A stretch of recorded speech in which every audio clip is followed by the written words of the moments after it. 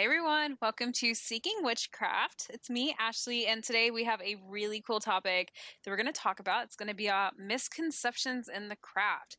And I'm not only excited just to talk about this topic, but I have some really cool co-hosts on today, one of which you guys all know, and the other one is a complete stranger, totally new. So without further ado, between door number one, host number two, you want to introduce yourself? It's me, Tianna, again. I feel like such a weirdo. I'm always introducing myself in the weirdest way. Host number three, new stranger. Would you like to introduce yourself? Hi guys, I'm Justin. I usually go by Azazel. Azazel. Azazel is my craft name. Um, it's usually what you'll find me on, like Instagram or Tumblr or whatever. I'm a third degree high priest from the Miami area, and I've been practicing witchcraft as a whole, not necessarily just the Gardnerian tradition, but as a whole since I was like 12. So I've been around a while. Yeah. Very nice. So I want to kind of dub this as like the millennial witchcraft episode. For sure. Yeah. Can we just appreciate how great Justin's entrance was compared to mine? He's all professional, and I'm just like, hey. Yeah, but you've been on before. Yeah, but even go listen to the other episodes I'm on. I'm like awkward every time. You're fine. You guys, you're fine. I will say Justin's a little nervous, so we're gonna try to make this a fun episode for him. It's okay. I've Meanwhile, had lots of Tiana and I wine. he has had lots of wine. I have not. I have a White Claw I haven't opened that's just getting warm in front of me, but we'll see how this goes. Anyway, so today we're going to talk about misconceptions in the craft. And we came up with a list of topics, and the first one we're going to go with is that Wicca is not ancient. Surprise. Yeah. Not an ancient religion. Yeah. Yeah, I feel like this is something that has been perpetrated since, even from like our elders, because of people like Margaret Murray, who at the time was one of the sole people looking into the witch cult of ancient times, or what they perceived to be ancient times, or what they perceived to be these little pop-ups of witchcraft. I don't want to say culture, because it wasn't really a culture. And she kind of delved in and found what she could, but also put in a lot of her own opinions behind what she found, and kind of created like this whole cohesive, hey, there's this big witch cult that's been like going on for like hundreds of years, and like this is the information I have. Mm-hmm. Yeah, and then Gardner, Gerald Gardner. Yes, Gerald Gardner, not really knowing the extent of what it was, but he was also interested in witchcraft and things of the occult nature. Met her, and she was like his sole source of like information, besides until he met like the New Force Coven or whatever. And so as far as he knew, because we didn't have the internet, we didn't have books on witchcraft at that time that was written in a very in a sense that was shedding light on the craft, and most of it was very like demonizing. Yeah. So that was one of his like sole pieces of where he could get like information. And so a lot of what the early elders of the craft, and variety of traditions, they pulled from her. And now, knowing better and having better academic sources to pull from, we know that a lot of what Margaret Murray came up with was wrong, or was exaggerated. Not necessarily 100%. Was wrong. Yeah. It's actually worth noting too that if you are curious to know about the origins of Wicca, the best book is Triumph of the Moon by Ronald Hutton. And it's a really dry read. Like, it's super dry, long super read. Academic. Yeah, very academic. But it's worth reading if you want to know like how people are connected and how this mythology sort of formed itself, because Margaret Murray is, even at the time, she's this, anthropologist who's trying to piece things together, but she didn't even really have a whole lot of evidence to support it. And even during her time is sort of discredited by other historians and anthropologists. But I think Gardner was taken with the idea of this being true. Yeah, for sure. Especially like, having heard this information from her and then randomly finding this witch cult in the middle of nowhere that's super secretive. I Yeah, could see finding how yeah. I could see how you Uh-huh. would believe that, as far as this thing has been going on forever. Yeah, and I mean there definitely is inconclusive evidence for how long some of the original groups were together Yeah, for, or like when they originated, but it's definitely not based in the witch trial times or the no, Middle Ages. for sure. Now, this is interesting to segue into this. Like, so Wicca itself is not an ancient practice, but this kind of goes into the burning times, like when people were burned for witchcraft back in the day. Wicca wasn't really freely practiced, but kind of like the tenets of paganism were, Mm-hmm. things of like the medicine man, maybe, or like, the cunning woman of the tribe, or, the person you would go to that had all the herbal remedies that you need, or, maybe they knew some things. But this wasn't necessarily called witchcraft per se, or it Yeah, might have been, but it might have just kind of been a product of its time. And this kind of ties into the next topic of the devil and witchcraft. Yeah. yeah. Oh, sorry. Go ahead, Justin. No, I was gonna say that like it kind of it ties into it in the sense of the majority of when we think of witchcraft, a lot of what is I guess seen as witchcraft comes from England, especially in the United States.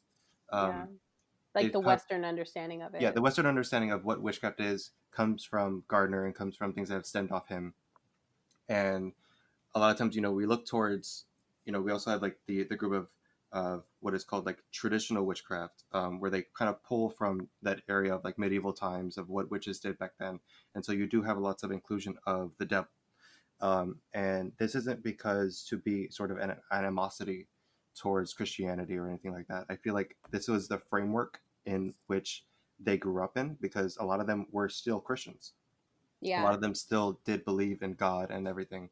They weren't pagans trying to hide their religion as witchcraft.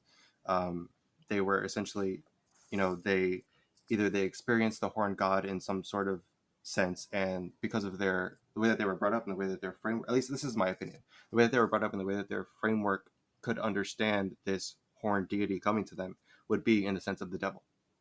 I think it's worth noting too that if you look into the superstitions and the sort of mythological figure of the Middle Age, the medieval times witch, Mm-hmm. a lot of it is shaped by Christianity superstition and Catholic superstition, right? So it's not Yeah, necessarily that these like healer women are seeing themselves this way.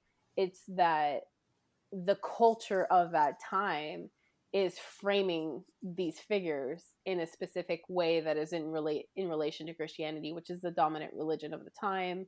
yeah, Um, I mean, like pretty much everybody is either Jewish or Christian. In the West, definitely dominantly Christian, and they have that one framework. They're just using it, because that's what it is. And I think people like if you read a lot about like cunning women and cunning folk and healers, men and women, some of them will claim, they would have claimed that they had like all of these magic grimoires or books or whatever. They might not have necessarily called themselves witches, or they might have, yeah, for sure. but you find that a lot of them do that for notoriety or to like strike fear or for credibility, so that more people will come to them for like curse breaking, or so they can make a living Yeah, and and they then you can have be people like incredible. Isabel Yeah. Gowdy that was like, "Hey, yeah, I worship the devil. We in my 13 coven of me and my coven of 13 witches, we go into the hills of England, of Ireland, and like summon the devil, and I lick his asshole and all this weird shit." And she was Yeah. like upfront about it, and like, I feel like it's a lot more common now, but it's almost like a weird. It has an edge of like feminism and edginess. mhm, Like people want to be sort of edge lords of witchcraft, which I mean okay, that's fine if you want to work with Satan. That's your choice. I don't really yeah, care. It's not my deity, so I have no problem with it because it has no place in my witchcraft. But if it has a place in your witchcraft, more power to you. yeah. So I mean, it's I, not to say that there isn't a devil in the craft per se. It's just it's not the Christian concept of the devil. Yeah, I, I would not. I would say it's not the same figure that most people associate with the devil, but there is a lot of similar Yeah, imagery because if you look at the history of Christians sort of slaying pagans and genociding pagan religion and overtaking it. They've the devil and Satan used to look very different than what it looks like now, and it's evolved over the years to sort of condemn paganism. I want to jump in real quick and kind of take a step back too in the whole Wicca topic about kind of the years of this, because it's important to note that Wicca itself is not an ancient religion. Witchcraft Today, the book that Gerald Gardner published, kind of just outing witchcraft and Wicca, didn't come out until 1954, and it was based on the witches he was practicing with in the 1930s in England. So, you know, paganism has been around much longer, but Wicca as a religion in general is really not that old. Yeah. No, it's definitely traced at, I think, at the earliest to the 30s or 20s, 30s. Yeah, I would say the 20s, because obviously there was a coven active prior to Gardner coming in. Yeah. So I feel like at most they were from like the 20s, and then they developed over a course of like 10, 15 years, and then Gardner came in. But yeah, I feel like they drew a lot on ancient, not even ancient, but like older traditions, older practices.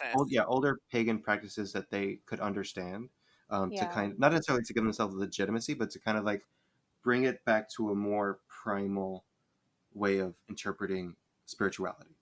Yeah, absolutely. And a lot of this too is explained. I mean, however dry the read is for Triumph of the Moon, it's explained like how, you know, the culture of the time was, even from the Renaissance, is like sort of obsessed with becoming more in tune with nature as we were before, and like getting back in touch with our pagan roots. And so, I mean, it's not a natural right. Like if you think about it in modern times, right? Like we don't think about the fact that our grandma has a superstition about wearing a sweater when you go outside, or a superstition about like the way that she puts on, I don't know, the balm when you're sick and makes you chicken soup. Like we don't think of these things as witchcraft, but inherently they're sort of like our modern remedies. And like they're folk practices. Yeah, they're folk practices.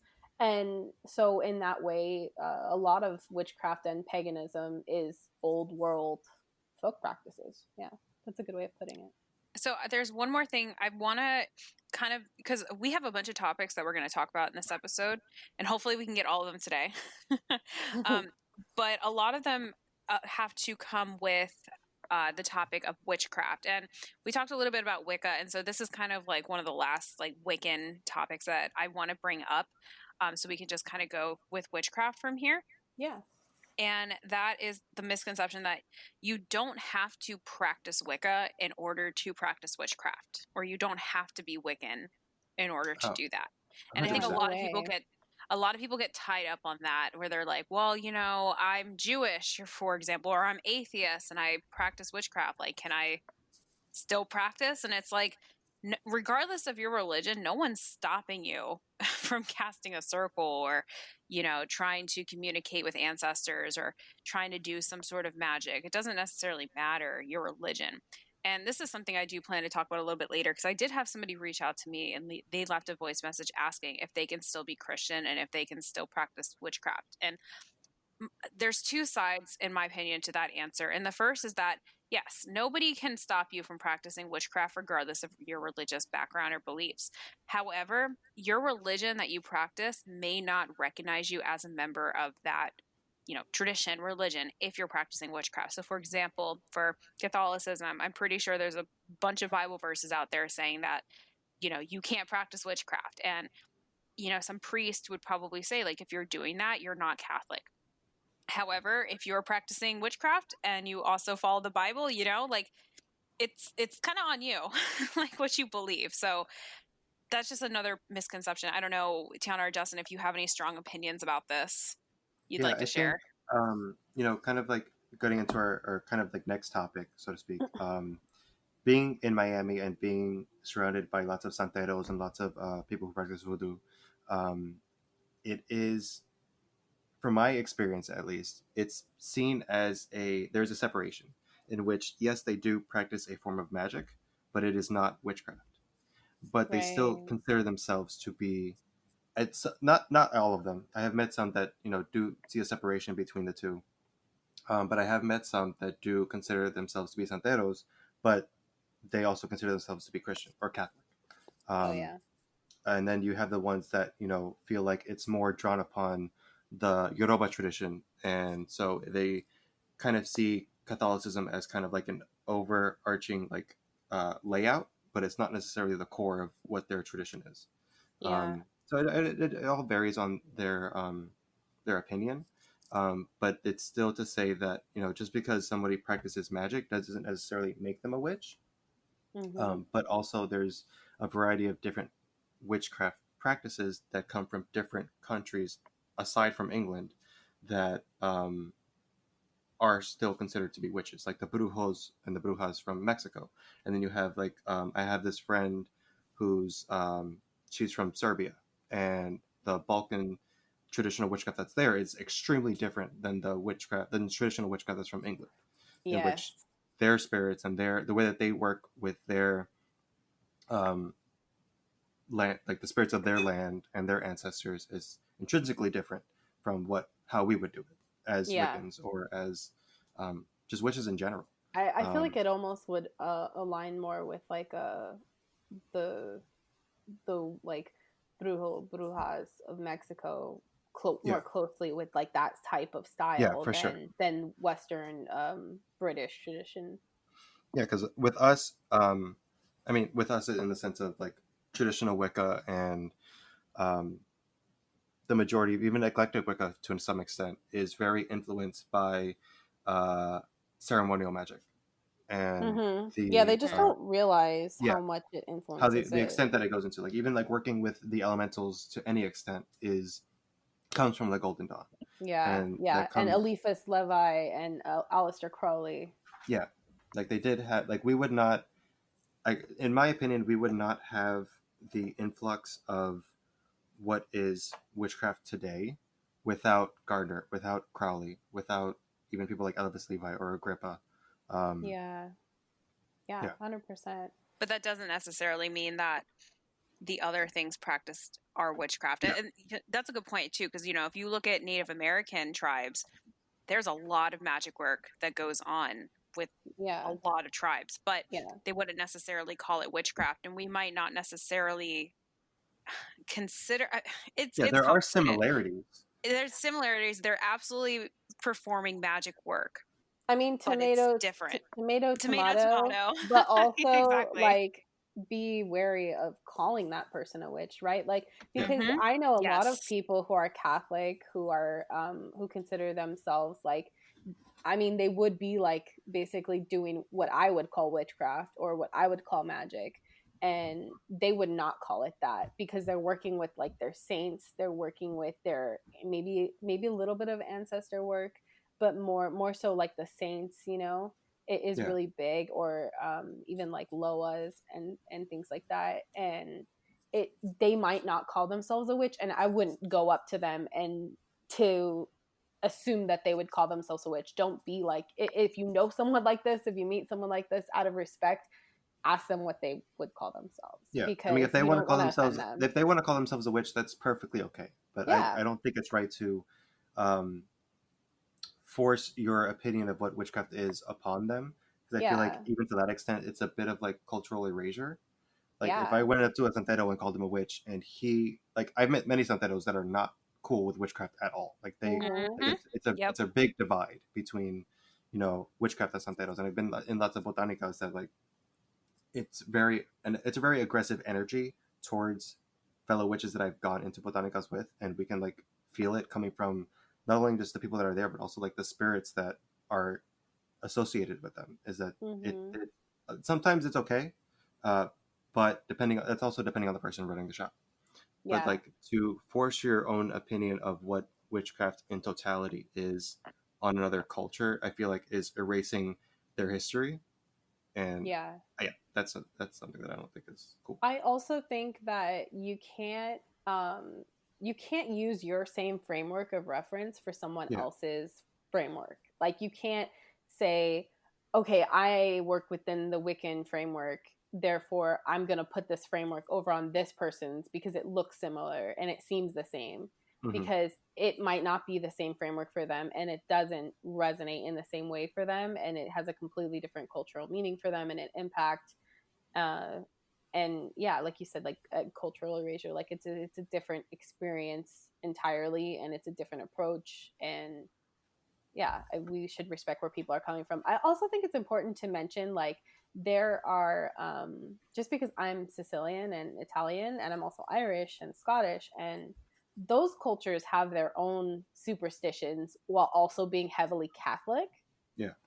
Which are similar workings to like what I would say, like, you know, a lot of Hispanic people do, like Mexican people and Santeros would do similar stuff. Like they would do similar stuff in my family, but they would never, ever, ever call it witchcraft. Yeah. You know, my grandmother was a devout, like, would wash the Jesuits' laundry on Sunday type Catholic, like very devout woman. But she would light candles for the saints and do different things, and like very superstitious woman. And like, I mean, God forbid I ever said witchcraft in her presence, you know. So you know, there are different frameworks for these people and their cultures, and you should respect each one as its own thing, because it is. Absolutely. So cool. Any closing thoughts before we move on to the next topic?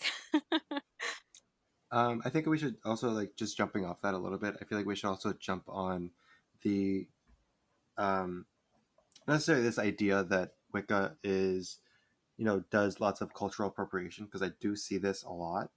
And I'm not going to say that it doesn't happen, because it definitely does. Yeah. But I also feel like there are instances in which you have to be very careful in which how you incorporate different deities from different cultures, how you incorporate different spell workings into your Wiccan framework if you are a Wiccan. Like I don't know how many times I have to correct people that say like, oh, just smudge your room to cleanse it, or just smudge your house to cleanse it. I'm like, smudging is not a Wiccan thing. Smudging is a Native American thing. Yeah. And it's not right for you to try to appropriate their customs and their culture into your practice when it's not. I feel like this has to do with the crossover of like the New Age with Wicca. You know, they become almost synonymous in some circles with how people come to Wicca, and then they sort of like blend their previous New Aginess with like their new Wiccan practices. Yeah, I mean, I feel like that also comes into the, you know, when at least when I was starting out, there was very much this idea of, you know, you're Wiccan, and traditional Wicca wasn't really a thing. I did not hear about traditional Wicca until like years later. And so when I came into it and I was reading all these books, and a lot of it was, you know, eclectic Wicca was the way to go. You can pretty much do whatever you want, and you can incorporate whatever you want into how you can frame your own little bubble. Like the Cunningham framework of like, you do what you want, build your own practice. Basically. And that's perfectly fine and perfectly doable. And there are many people who have become, you know, very adamant and powerful practitioners doing that. But I feel like there's a fine line in how you incorporate other cultures into your practice. Yeah. And there are a lot of people that do tend to skirt that line in not a very positive way. Or in a problematic way. Did you guys hear about, and this might be a whole topic, and you know, this could get a little like dicey, so let's bring it on. If you guys have done this or heard this, did you hear about the girl in Virginia who died after? Yes. Okay. Wait, so what? for those who don't know, there was a Caucasian woman who lived in Virginia, and she posted this thing on Twitter saying that, you know, she was Wiccan, and she posted a picture of her burning like a little poppet or voodoo doll. And then a little bit later, yeah, so then a little bit later, she posted another tweet or something on Facebook saying, I saw Papa Legbutt today and I'm scared. A couple days later, she died. And I believe she was only like 19 or so. She was very, very young. So that post was pretty viral for, you know, a little bit of time, because people were saying, you know, she was working with Haitian voodoo god Papa Legba. And they're actually saying that she didn't see Papa Legba, but she saw somebody named Baron. I wanna say that was the, I think it was somebody named Baron, or Yeah, Baron Yeah, Samedi. I don't remember the exact name for it, but the image of what people perceive to be Papa Legba is like what you see in like American Horror Story. That is mm-hmm. not, from my understanding, that is not Papa Legba. That is Yep. another figure in. I don't know if he's part of the Loa or if he's one of the spirits in the voodoo tradition. There's Um, there's Papa Legba and then there's Baron Samdi, and they're not the yeah, same. Baron Samedi. No, Yeah, he so looks more like the Grim Reaper. people were saying that what happened is she actually summoned Baron Samedi, and apparently the way that she died is she drowned in the bathtub a couple days later. And again, she's only Oh, 19, or terrifying. something around that age.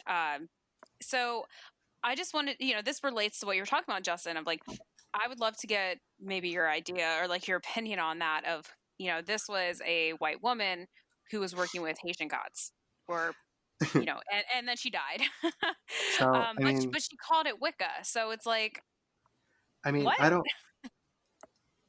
want to, speak. I don't like speaking ill of the dead. I mean, I do anyway, but Wow.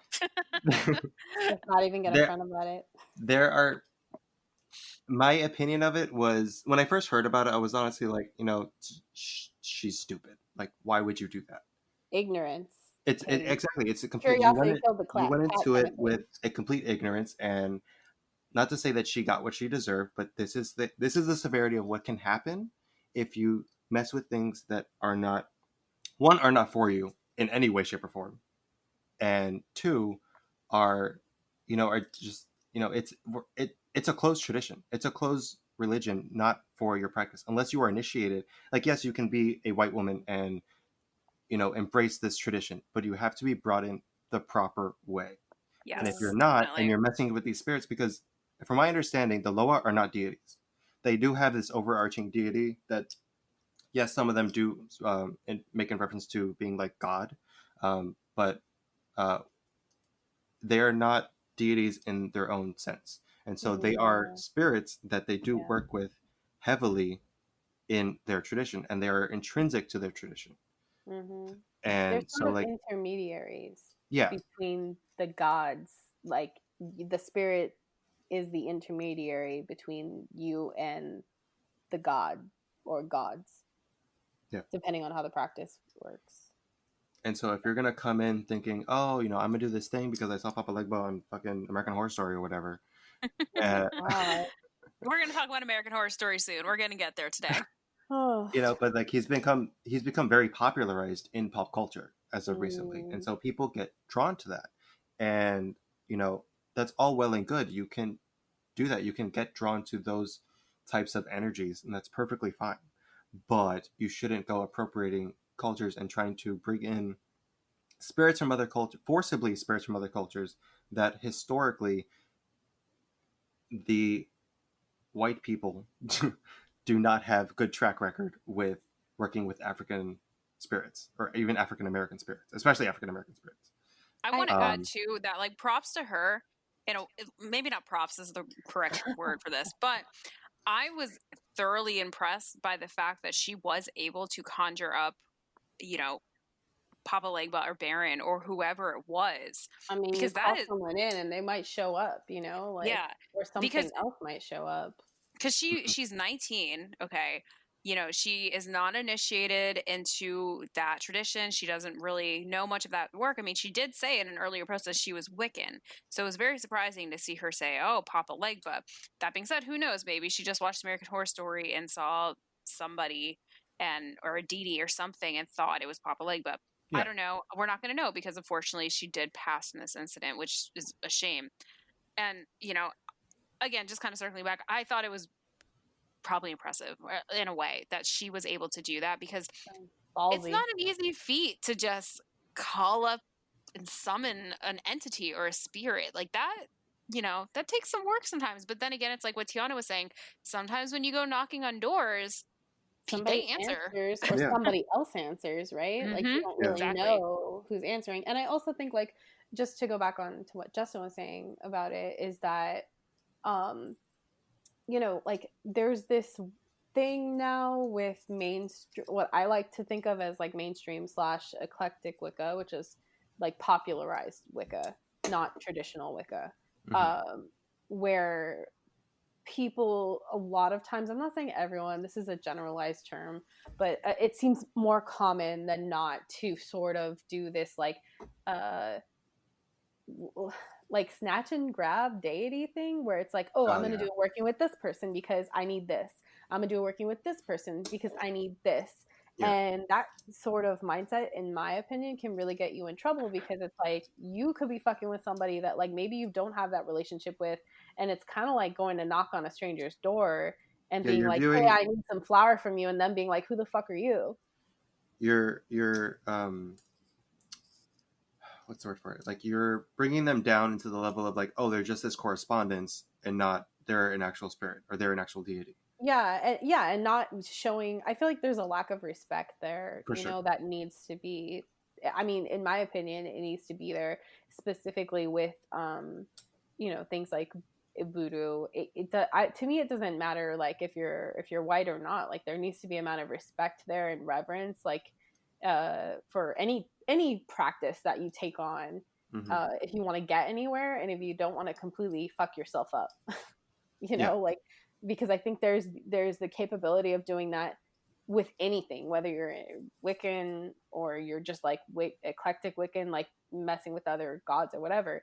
And I think it's worth noting too that like a lot of people think if you're Wiccan, traditional Wiccan, if you're Gardnerian, Alexandrian or whatever, that you only work with, your traditional gods. Yeah. And that you don't have other workings. And I don't think that's true for the most part. Like, there are cultural deities that I personally work with that I would consider like part of my personal heritage, but I don't consider that part of my practice with my coven.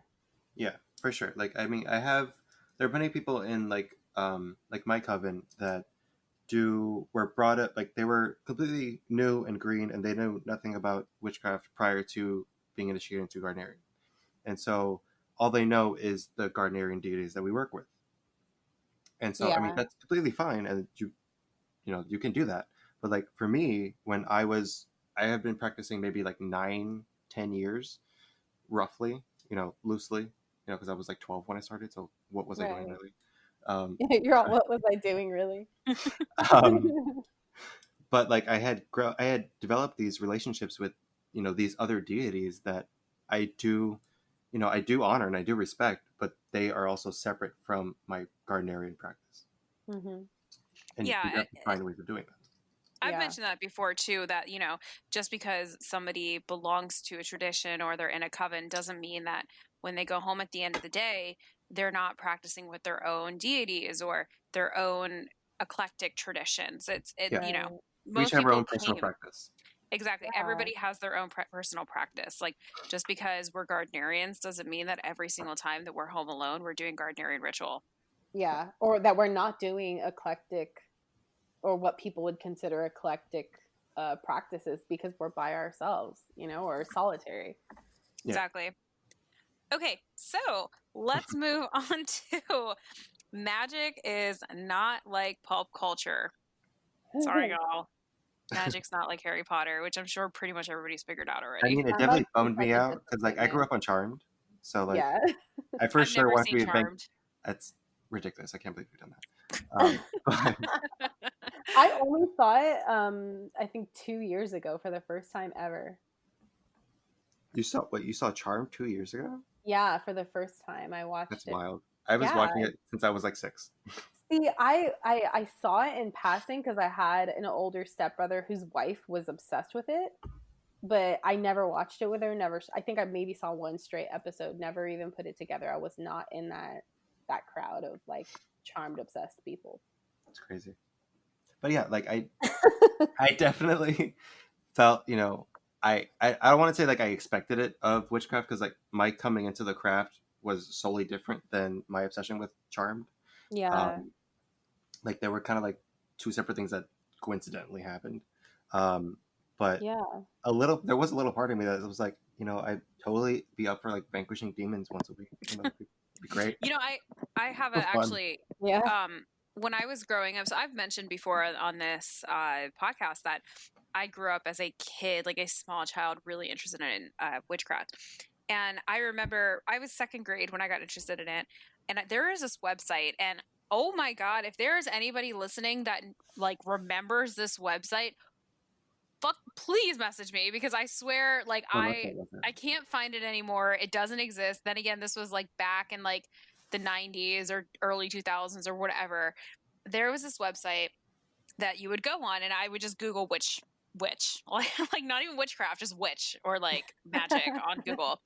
And the front of the website was like this voice, and it'd be whispering, and it said, "Can you keep a secret?" And if you said no, Oh then you got God. booted off. But if you said yes and you clicked it, it was about these two girls who found a spell book at a flea market.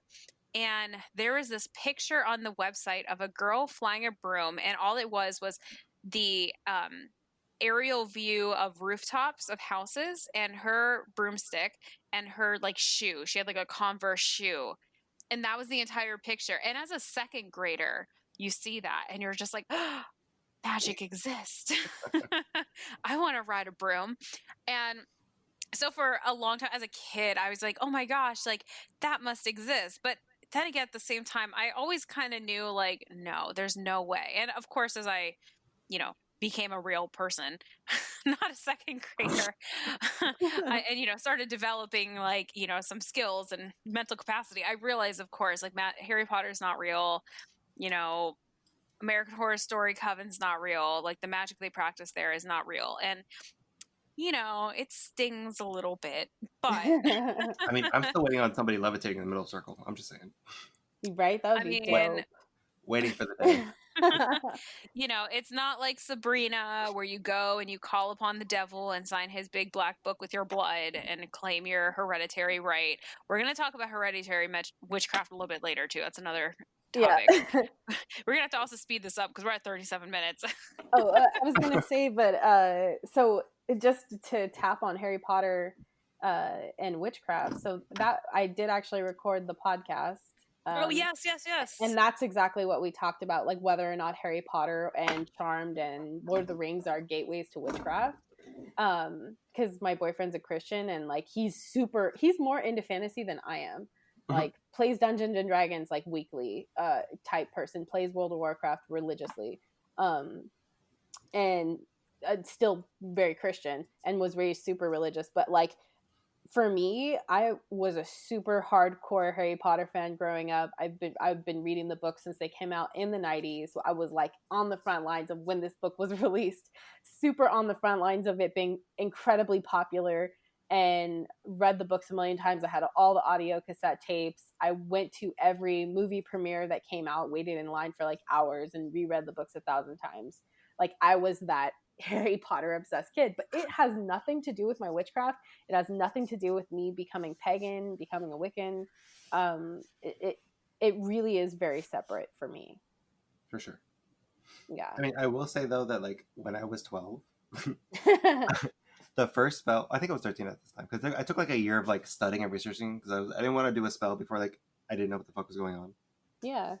But like I had watched The Craft, and there was that whole like binding spell that she does on Nancy, and so I was like, I was reading, I think it was Buckland's Big Blue Book, and there was a knot spell in there, and so I was like, you know what, I'm gonna try to rework this and use the same like wording that she's using in the movie and like do the spell. And so I did it because like a friend was having, I think she was having some issues with her boyfriend that was like he was getting super like aggressive, which is kind of shocking when you're like 13.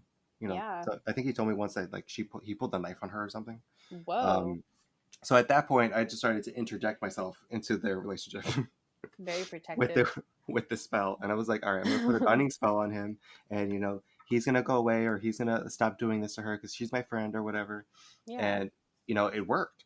She came up to me like a week later, and she was like, yo, my boyfriend's been like really weird, and like he's been super nice to me, and I don't know what's going on.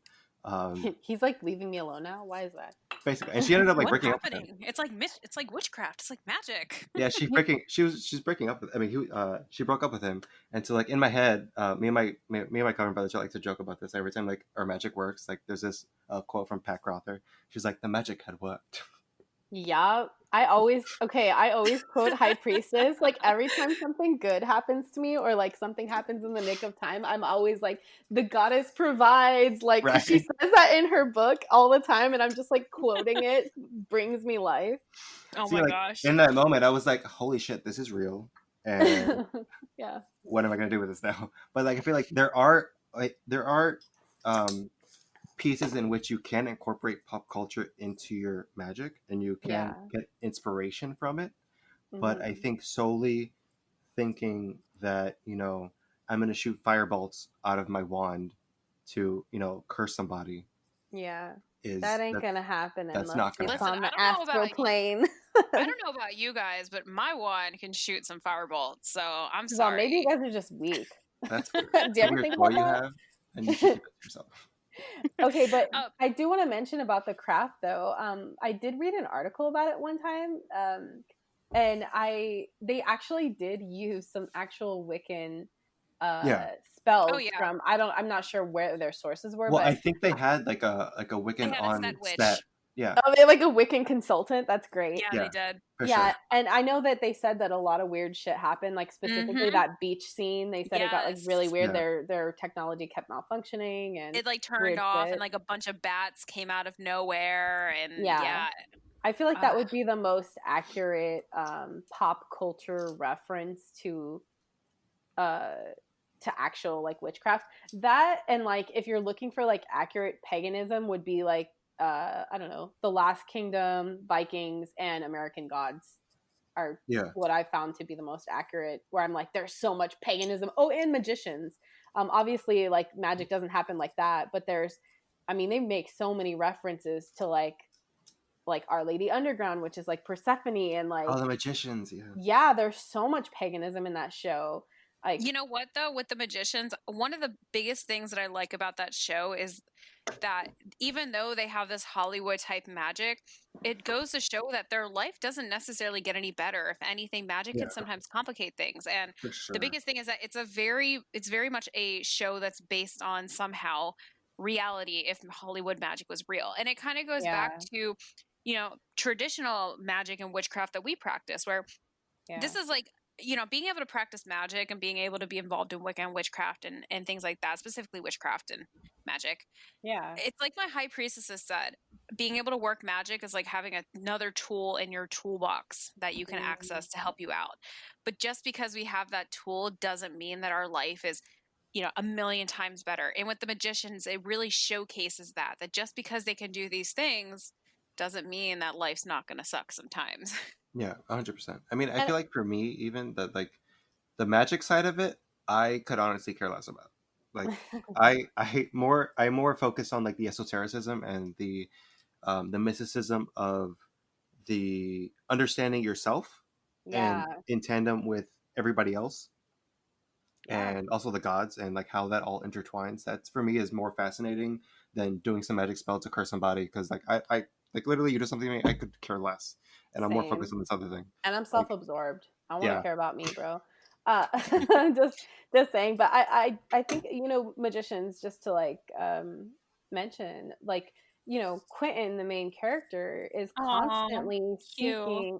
I know seeking. Oh my god. He thinks that magic, that fillery, is going to be like the end all solution to every problem that he has, and Yeah. And it's literally, not. it does not solve the problem It's that giving problems that he them has, more because problems. right, well, he has to deal with himself, and I feel like this is so relevant to specifically traditional Wicca, but any kind of Oh like yeah. personal development that you do, Yeah. any kind of like spirituality that forces you to do shadow work or look at yourself, like you realize like one spell, like a magic spell, really isn't going to fix your fucking traumas. Like it's not going No. to fix your issues, and No. the real magic to me is the harder work. Yeah, for Yep. sure. Like I I don't. do I do want to ask just real quick. So this is part of having the fun of an amateur podcast. Do you guys want to go over an hour? Because we have some things we can really talk about tonight. Yeah. Yes. Okay. Justin, say your thing, but then I do want to ask you about magic, if it's real. Because I know we wanted to talk about that at one point. Yes. Crap, I forgot what I was gonna say. I'm so sorry. Nope, that's gone. All right, y'all, is magic real? I definitely feel that it is. It's real to me. I feel like it depends on what you really define as magic. True. For me, like, Look at him being a third Philosophical. degree. Yeah, look at you. Damn, all no, I right. mean, for sure, I Justin's the definitely. youngest one in this podcast right now, and look at you. I mean, like for me, like I feel like there's definitely a degree of magic that is, at least on my end, if you're not getting results, you're not doing magic. To that's it for the end of the day. Like, yes, there are things that you can do that are more of like a placebo effect. Sure. Like I don't, like you were saying before, like if you're like through the work of like of shadow work and you're really working on yourself, will you ever truly grow? And so if you're doing spells like I don't know, like I'm gonna feel happy today.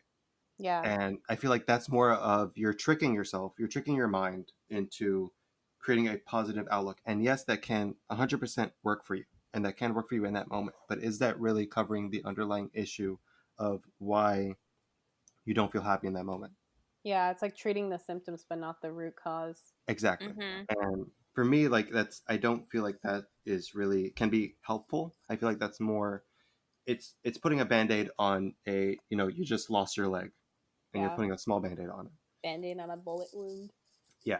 At least in my opinion. I mean, for Yeah. some people that does work, that does tend to cover it up, and this is why I do tend to have very opinionated views on like the love and light crowd. Because it is very, at least from my perspective, it is very, let's all mask this in love and light and ignore all the bad that's happening. I mean, I feel like there's a time and place for love and light. Like, there's Yeah. nothing wrong with being like love and No. light. Like, of course, we can all use more love and light, but also, 100%. like, you can't ignore the dark aspects of yourself, because if you do, I feel that they're just gonna haunt you even harder. For sure. Like that you must acknowledge both sides of the coin for there to be balance. Like, that's just how I feel about life in general. Like, there is a duality in nature that we see. And like, it's like what goes up must come down. Like your tsunami wave that goes back and it like pulls completely back, like it's gonna come forward, and that energy has to go somewhere. Yeah, and it's kind of like a karmic balance in a way. And gosh, we could talk about the rule of three, because that is so widely like misunderstood. But for example, just going off the love and light, like if somebody wants to do a spell that's very love and light induced, people have to realize like all the consequences that can come out of doing that spell. And a lot of times people don't want to consider that. And that's why spell work, I think, should be very calculated. And another reason why I think that if you're going to do spell work on somebody else, you really should get their consent, because you don't know how 100%. that's going to turn out. Because say if you have a friend who's going through some financial trouble and you do a money spell to help them out, you don't know if that money spell is going to help them out, because a loved one who has their friend in their will, that loved one's going to pass away and their friend's going to get that money. So you got to really weigh out all your possibilities here before you do things, even if they seem positive, and you have to make sure that it seems like it's worth the effort you're going to put in. Yeah. 100%. I also think it's worth noting too that like karma, as Western people understand it, is not the same as Indian, Hindu karma. Like, all karma is inherently bad. So I feel like people should stop using the term karma and use like 100%. what goes around comes around, because that's really what we're saying is what goes around comes around. Like, what you put out there is going to come back to you. That's not necessarily true. Yeah, it doesn't really cover it, but I don't really know like a better way of saying it that isn't karma, because that's like, it's like we redefine karma for ourselves, but it's not really the meaning of karma. Yeah, originally. 100%. Like I don't agree in like karma has literally nothing to do with Wicca or witchcraft. Chakras really have nothing to do with Wicca or witchcraft, honestly, if we're gonna get on that topic.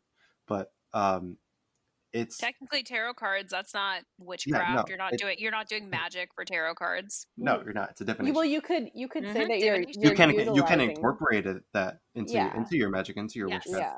But pulling a tarot card is not magic. No, you're the conduit for the magic. It's a conduit for your magic, I would say. Yeah, and you can use them to pull like on an archetype of what you're trying to accomplish Totally. to do whatever kind of magic you do. But Yeah. going back to what we were saying, I forgot what we were saying. Oh, we were talking about karma.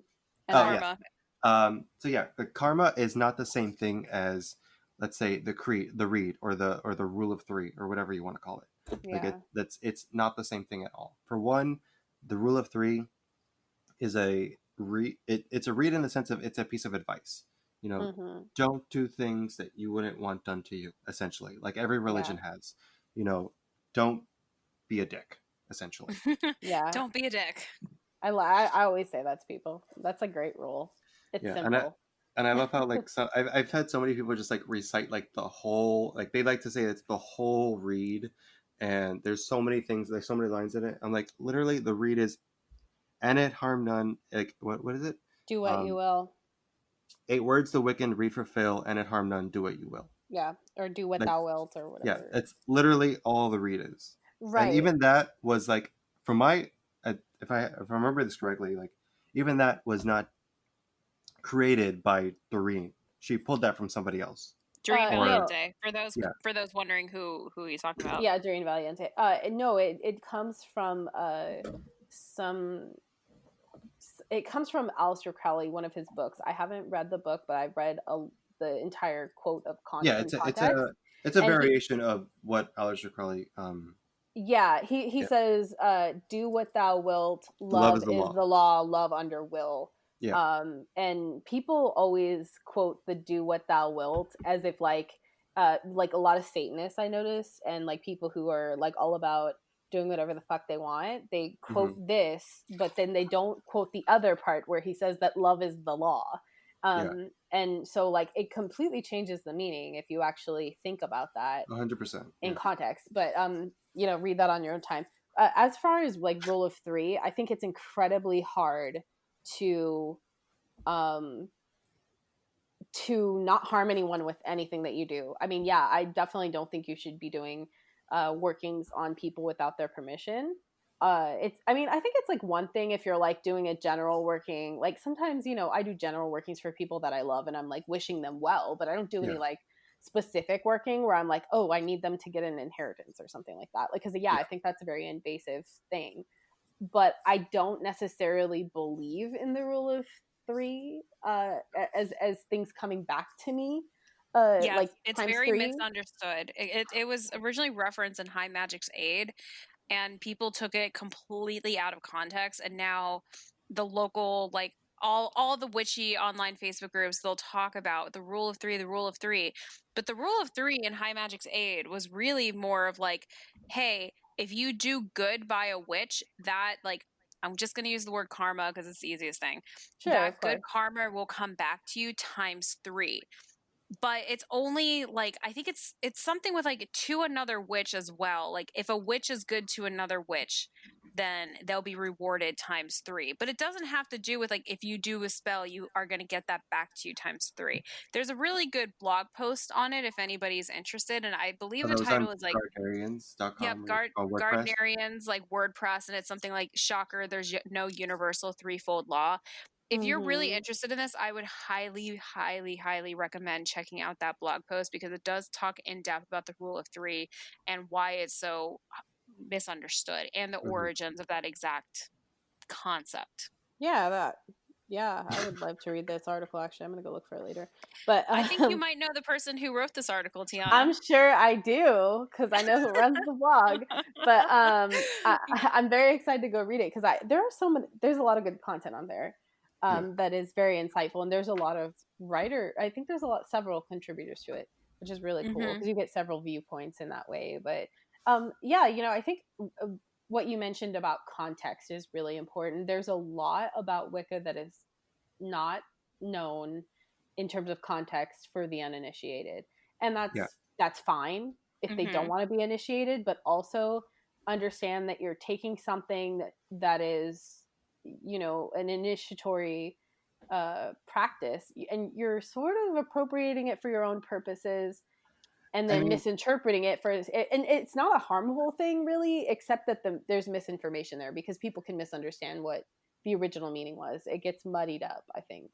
I do have like a bit of an opinion on this because like for Yeah. me, like especially like coming into this tradition, having already been eclectic for like 9 years or Yeah. 9 or 10 years or something, like and learning all this information about like where it started, where it came from, like where how it was brought to the US and everything.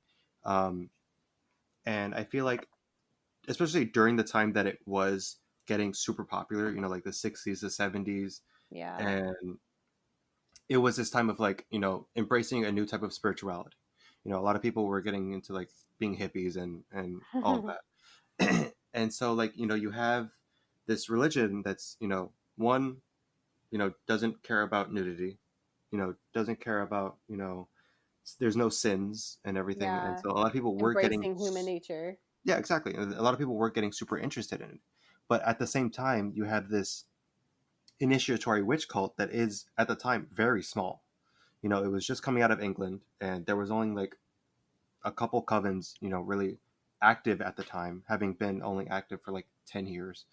Um, you know, you bring that to the United States and everybody finds out, like people finding out about it because obviously Gardner just wrote a book about it and people are super interested and they Yeah, and find he this was one on cover. TV at he was on the BBC. They interviewed him, and it was like this Yeah, crazy. and they were, a lot of our Yeah, elders were very uh, a proponent to like be, you know, very active in the media and yeah, be spreading the very, word about trying to disseminate the misinformation about witchcraft. yeah, exactly. But like at the same time, you have all these people that are interested in it, Yeah, and there's not enough groups because there's a limit mm, to how many people you can have in a group, right, and and a we can limit to only, people that can teach. I think yeah, because there, you, there's you can not that only many have, people. you can only have so many people in one group, and there can only be so many training covens, and there, I think for like that, for this reason, there were a lot of people that were initiated and brought through the degrees like super quickly Yeah, and Mm-hmm. Yeah, there rushed were. through it so that they can start a coven because like we have all these people waiting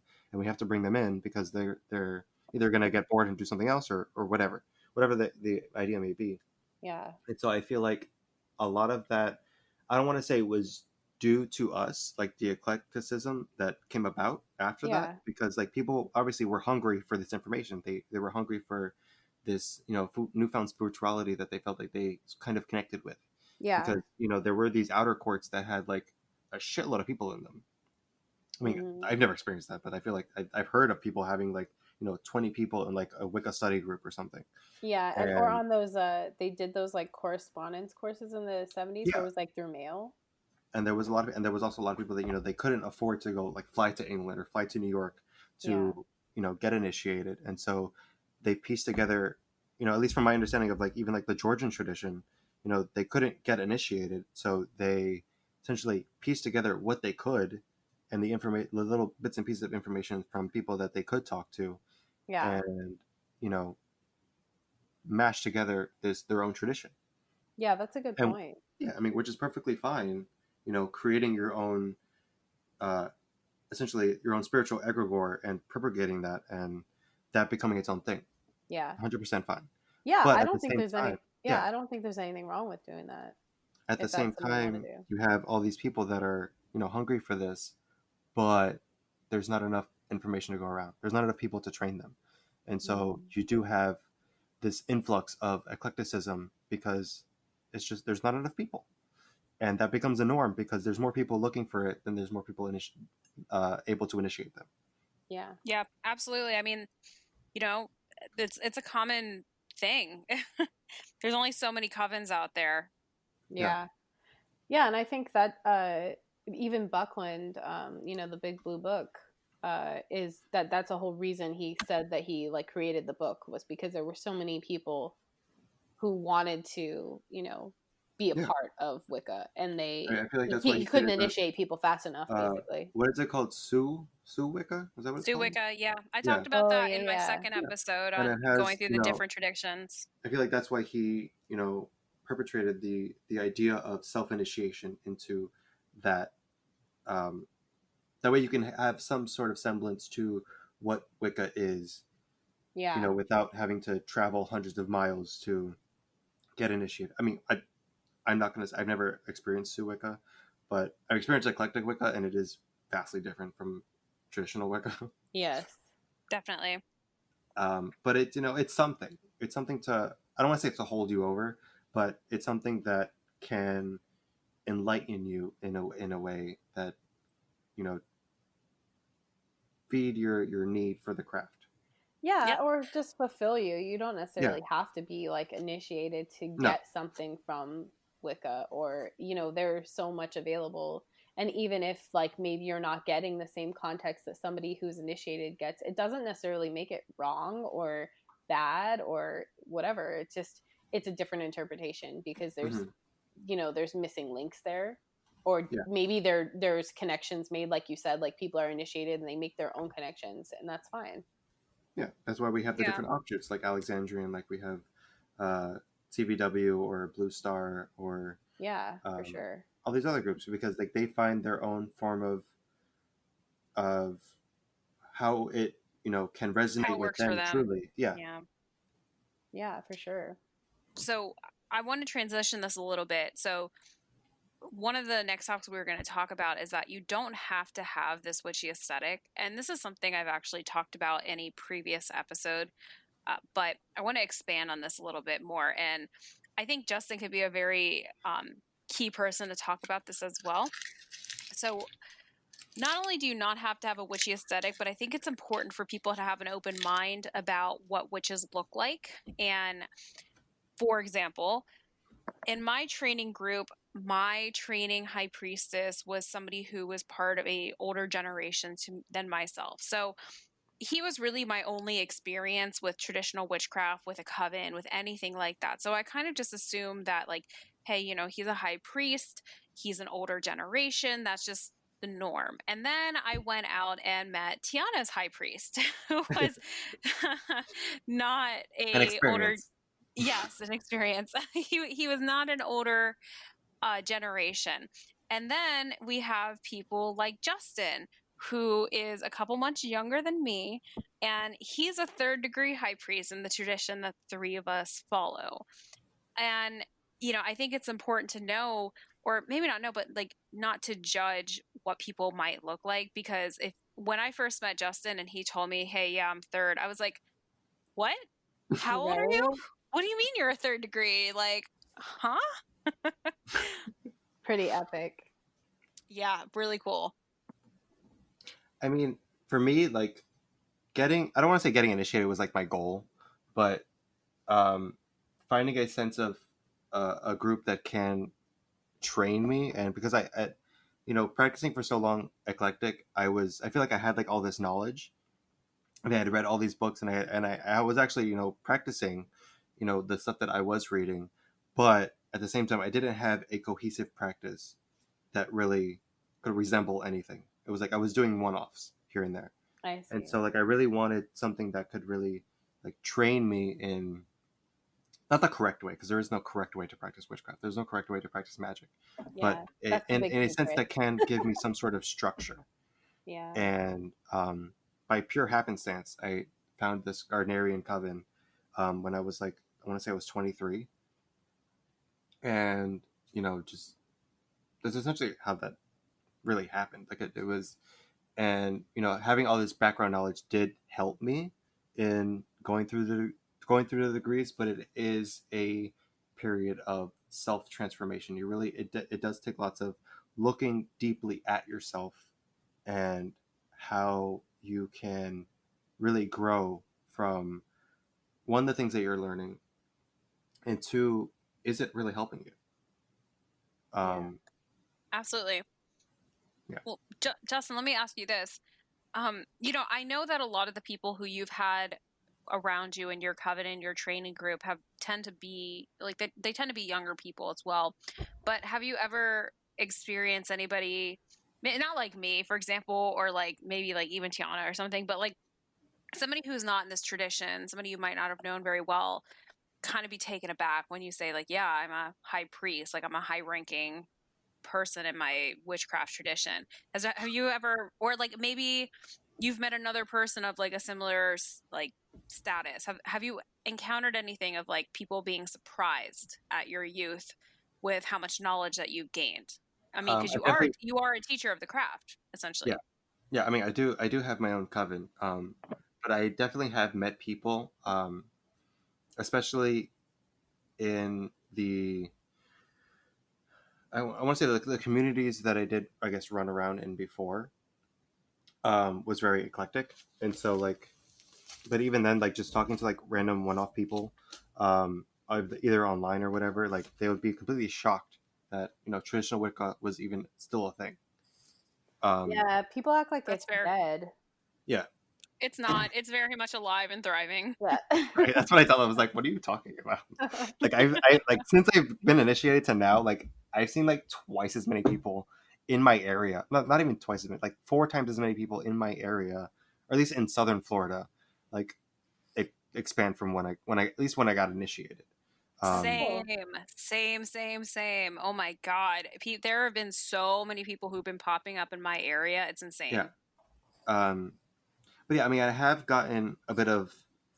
I did have an. I don't want to say an issue, but for me, it was a bit of an issue because it was nothing. It was something that I hadn't dealt with before. When I had interviewed a student that he was significantly, sorry, he was significantly older than me, um, and I don't want to say that he did end up leaving the group because of this, but I feel like that did play a part into why he ended up leaving the group. Feeling that there is this young kid who's like half my age that is teaching me this religion.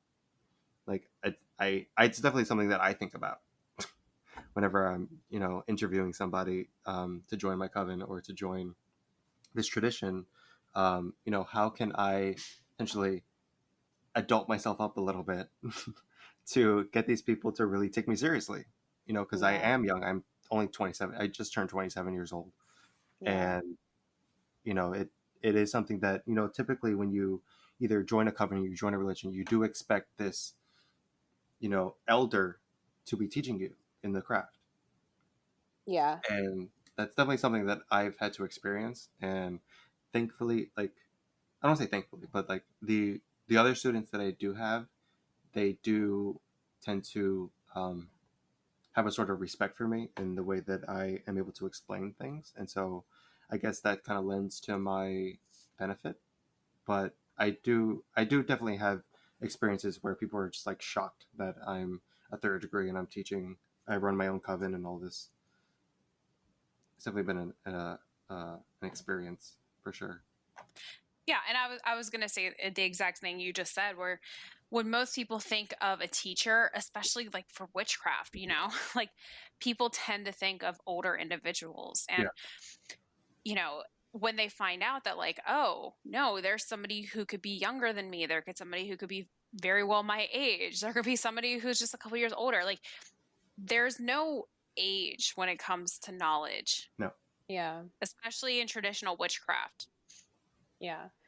I think too, like just as far as talking about witch aesthetic, they're not all goths, they're not all, no, gotcha. witchy looking women like the stereotypical, insta witch or whatever. I mean, I think a lot of us have a good appreciation for that sort of thing. It's fun to look at and it's beautiful. And I personally have a lot of Venus in my astrology chart, so Same. I love beautiful things, but I know that, your witchcraft, your practice does not have to look that way in real life. That's okay if it does, it's okay if it doesn't. And I think that understand that like witches come in all shapes and sizes and they don't look like what you might expect all the time. 100%. Like even like when I met like a lot of people say this about like my high priest. Like he's this 6 foot something dude that like all he does is like watch weird, like not weird shit, but like either like baseball or football, like these sports, and he's this typical like guy's The guy. man's man. Yeah, yeah, he's a typical like guy's guy that you wouldn't expect if you looked at him. You would not expect that he did witchcraft and that he like practiced skyclad amongst a bunch of other people and did witchcraft. Like you That's one of wouldn't expect that looking at it. I that's one think of my that's favorite so, things is yeah. Right? meeting witches that you're just like, wait, You're what? a witch. You're a Yeah, witch? amazing.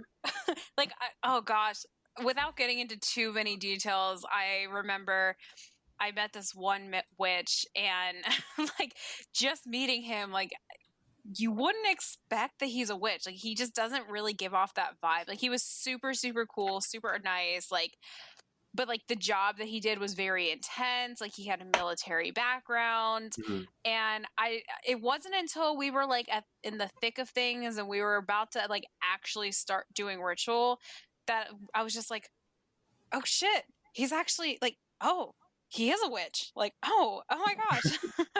and I love that. You I feel the absolutely power. love that.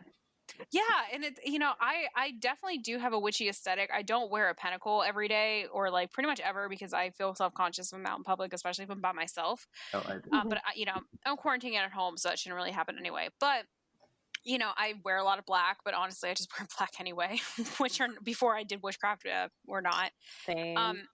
But like, you know, as I mentioned in a previous episode, I went to um an event where a bunch of people in my tradition got together for the weekend, and there was one person there who was just extraordinarily modestly, and you would have never ever guessed that she was part of the tradition just looking at her. And it's not just her. I mean, I know witches who are lawyers, who are psychologists, who are doctors, who are EMTs, who are firefighters, who are in the military. I mean, witches come in all shapes and sizes, 100%. and I love that diversity. Yeah, me too. And I noticed that there are quite a lot of witches, specifically traditional Wiccans who work in service positions like healthcare Oh, service yeah. or like psychiatry. Like they're trying to help other people, and it's just it's amazing, you know. And it's stuff you would not expect, like even scientists, engineers. You know, Mhm. I think that's really cool. Nurses. There's Yeah, definitely a lot of nurses. nurses. Yeah, a lot of nurses. But I think that's really freaking cool because it's not necessarily something people associate with witchcraft, but No. it's very common. Witches Yeah. are everywhere. You just got to keep an eye out for them. Yeah, man, they're helping you recover from COVID. Yeah, they are. And I'll be the first to tell you, like, sometimes that person you don't think is into witchcraft at all is really fucking witchy on their weekends. Yeah, 100%. for sure. All right. So one next topic, you don't have to be female to be a witch. Oh my god. In case it hasn't been obvious yet. Right? And Damn. just to add on I've wasted that, the last half of my life. Oh, yeah, sorry, Justin. Just to add on this, and this may get some opinions, but we're here for it. We're here to talk it out. You don't have to come from a bloodline of witches, quote unquote, to be a witch. Because listen, y'all, I come from a bloodline of Catholics, and that doesn't mean shit. Same. Just because my entire family was that Catholic. is not letting us anything. Yeah, Although, just because my entire family was Catholic, I don't practice Catholicism. And would you say, hey, Catholicism runs into your blood? It's like, that's nice. I practice witchcraft. That being said, of course, if you have a parent or a family member who may perhaps have some sort of psychic ability and maybe that's passed down, that's one thing. But I see a lot of people online saying like, oh, well, you can't be a witch unless your mother or grandmother was one, or like, you know, oh, I'm a 7th generation white witch from the mountains of Europe. Like things like that. Listen, if you are interested in witchcraft and you have the time and the dedication to get involved in it, go for it. yeah, like you're a witch. Yeah, do it. But I also want to say too, like for people being raised Catholic, I'm not Catholic, but my dad's very Catholic, and we did growing up. I did like occasionally go to catechism with my stepsister who was Catholic because they were trying to like get me to convert. And I really, I had this deep appreciation for the old churches and the incense and the music. And I remember that was something that I really loved about Catholicism. I didn't really resonate with the religion part of it, but like, dang, like the incense, the smell, the songs, like the vibe of the wooden church, like I was here for it. And I feel like some of that stuff really is sort of witchy inherently. Like 100%. my love of incense, you know?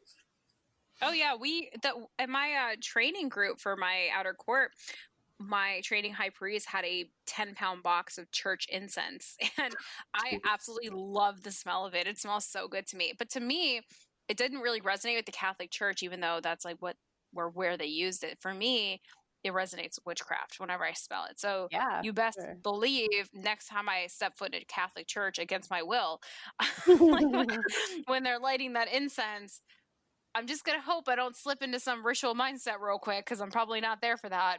I mean, literally, it does happen. I mean, I've heard it happen. Like, you go to church and they're singing or whatever. I mean, depends on the church you go to, but they might be singing or they're raising all this energy, and like you They can don't know they're raising energy. exactly, and like you're just like, and then it just becomes like this wet thud because they don't know what to do with it.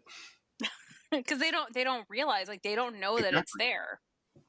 And I feel like that's also a big part of witchcraft itself. The core of witchcraft is whenever you're doing any sort of magic or something, the culmination is you're raising that energy up to direct it somewhere. And so you get in those spaces like going to church or something, and you feel like the energy is heightened because of what everybody has a sole focus of either prayer or what's the word, like purification or whatever, Worship or or worship. You are raising all this energy because everybody is on the same level. You may not be on the level, because I definitely wasn't on that level, obviously, but but you do still feel that energy palatable.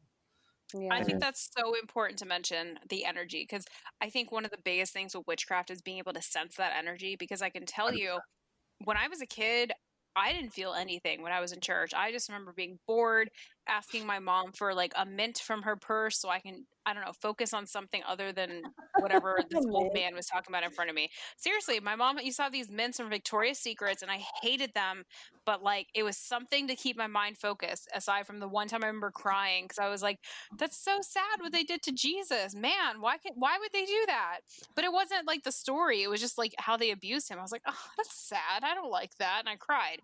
Anyway, getting back to the witchcraft focus of like, it's so important to be able to sense energy, because as a kid, I didn't feel shit going into those Catholic churches, which is a big reason of why Catholicism didn't really resonate with me. Yeah. But I guarantee you, like, if I were to go into a Catholic church today, I have no doubt that I would be able to sense that energy way, way, way more than I ever could before. Because now, 100%. going, we're attuned to like feeling that energy.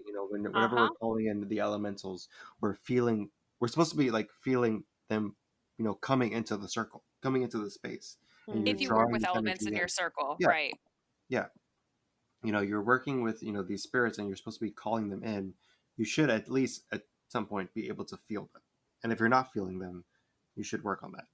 Yeah. Right. And I do want to point out one thing too that Justin said, like when he references spirits, he doesn't necessarily, it's not all encompassing the god and goddess, because I know some of the people who listen to the show are not Wiccan. They just strictly follow witchcraft. Or they Spirits work can with also, nature spirits or something. exactly. Exactly. Spirits can also mean the elemental spirits, and it's, a way to look at the elements. Like off the top of my head, I can't remember, but I think fire is like the salamander, right? Yeah.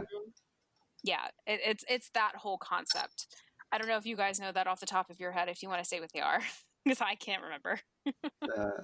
Fire is salamanders, the earth is the gnomes, the water is the undines, air is the sylphs. Yep. Yes, exactly. Yeah. Look at you go. See, that's why he's a third degree. That's why he's third degree. Yep, right there. Yeah, I mean, it's funny because like I think because my upbringing was so secular, even though my mom was like raised Christian, she was very against sort of organized religion, didn't really believe in the church. My dad was just sort of Catholic because that's what Italians do. You're like, yeah, okay, I was raised this way, I go to church, I'm Catholic. That's, but not really like inspired by it. And I remember thinking like, oh, like going to Catholic church is like an adventure. Like this is like cool, because we didn't do it all the time.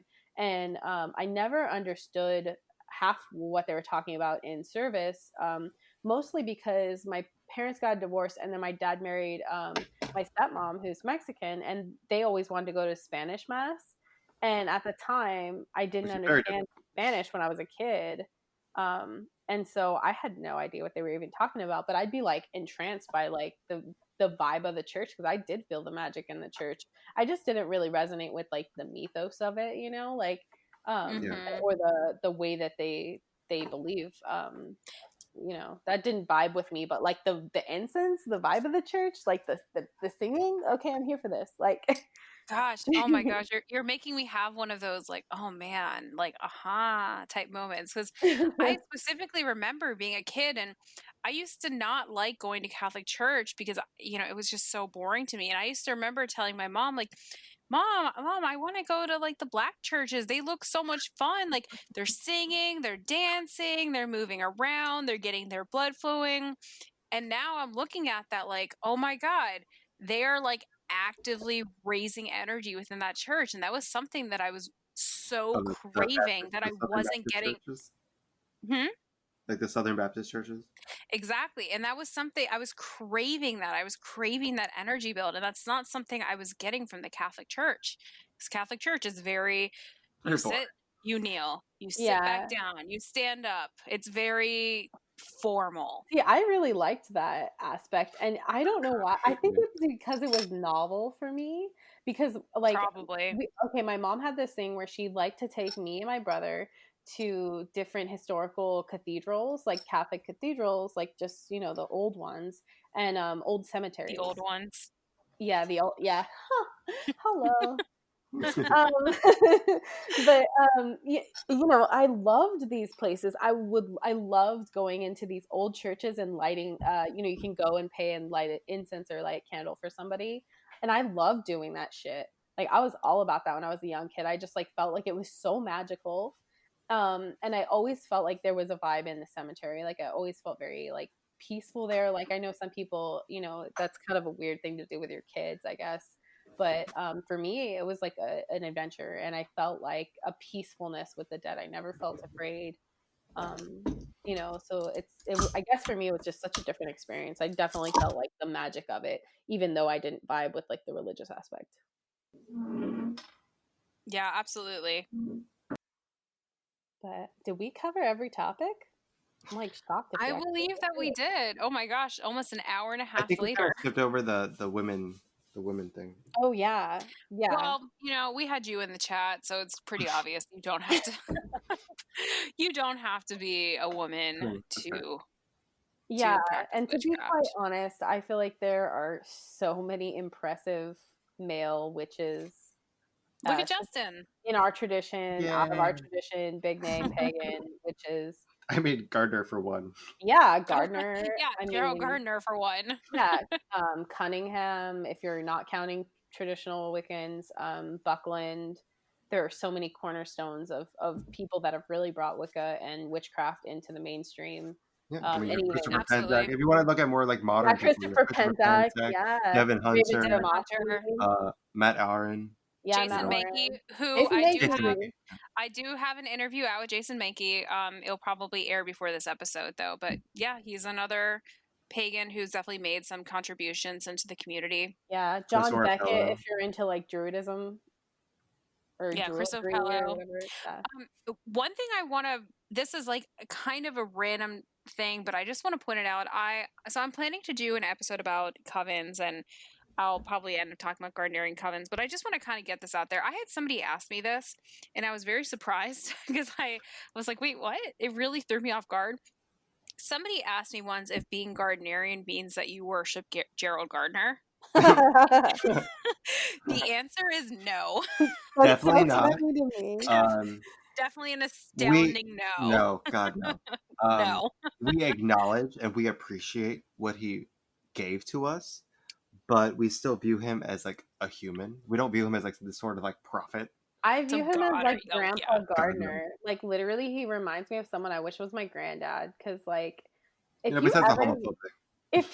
you ever watch old footage of him, he's just like this old dude just doing stuff, just like sweeping the dirt around to bring myself good fortune. Like he's just like to be naked around people. Yeah, happy nudist guy. Like and even when you listen to him speak in interviews, I mean obviously there are some problematic things like you were saying, but I'm not saying he's someone to be like idolized, but there is a value in what what he thought was sacred, right? Like even there's an old BBC interview that I think you can probably find at least the audio on YouTube for, where he's talking about what witchcraft is and does it have to do with the devil and Satan or whatever. And he's like, absolutely not. And he just has this like dulcet tone, and like you might not agree with everything that he has to say, and that's totally fine, but that like he had a reverence and a joy in his practice, and I think that's something we can all relate to.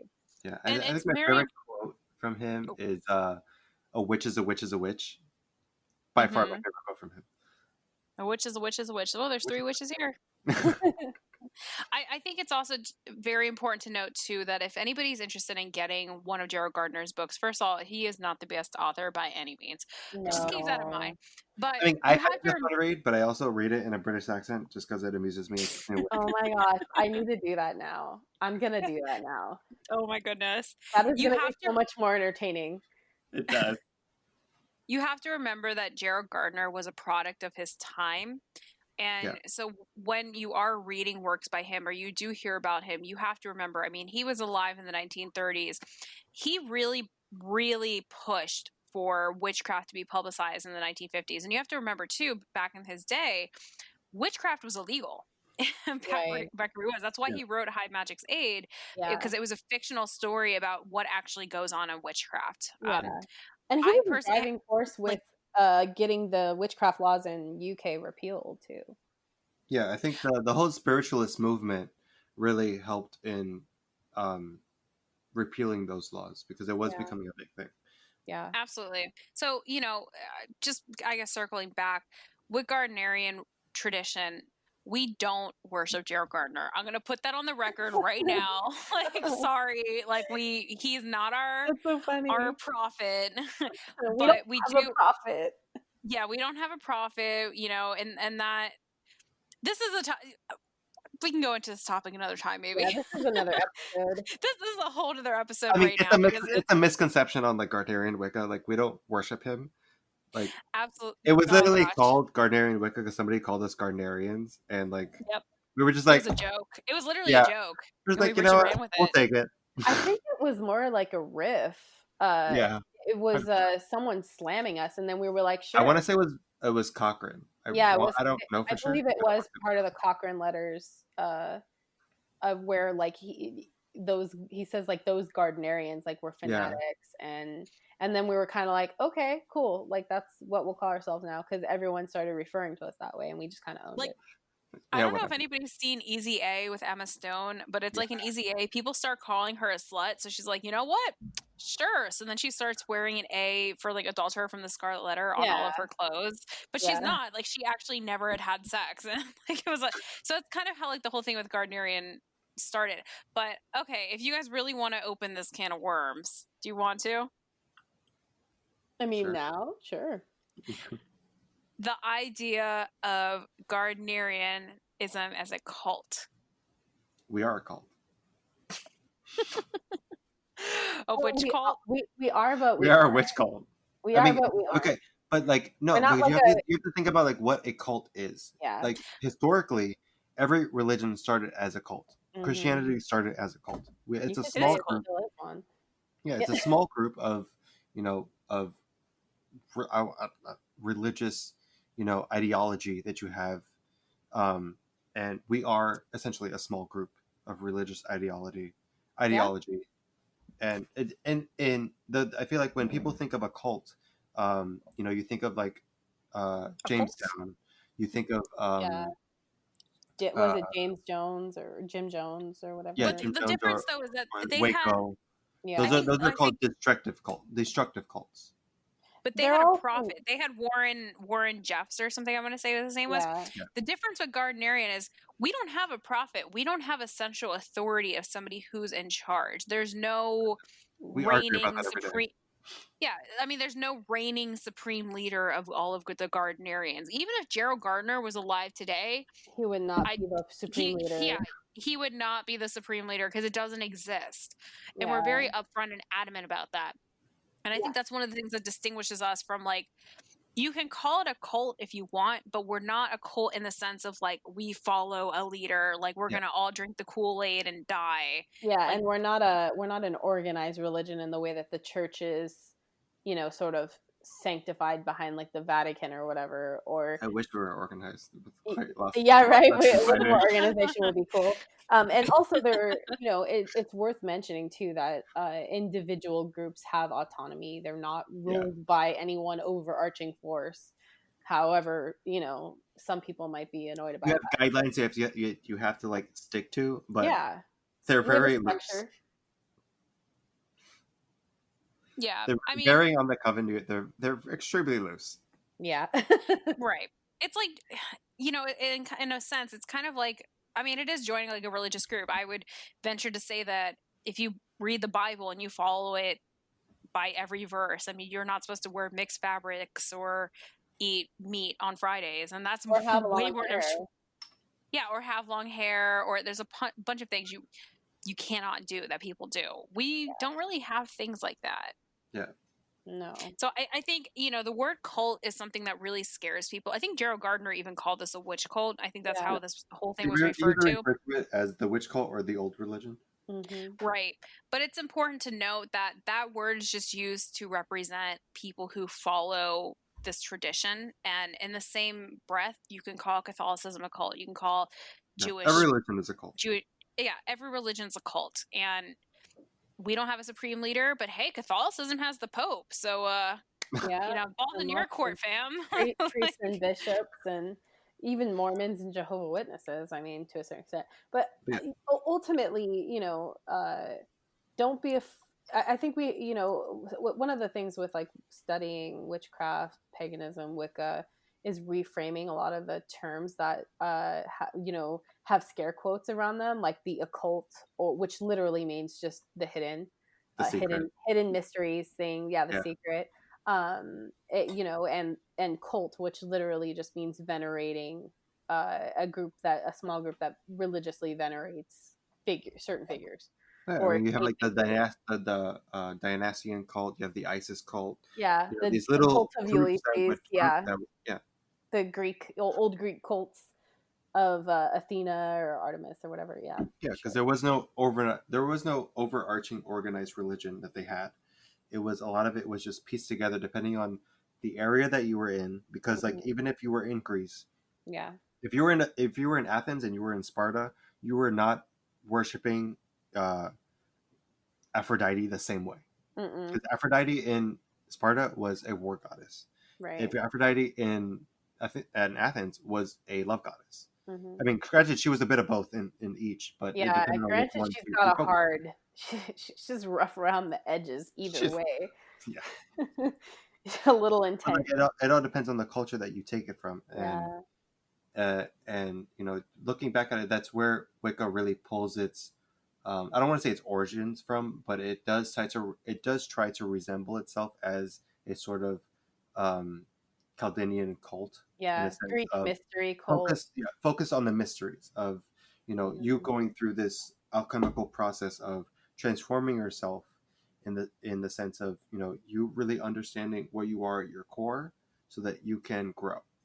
Yeah, that's a really good way of putting it. Yeah, it is. Oh man, I think we have probably ruffled a bunch of feathers tonight.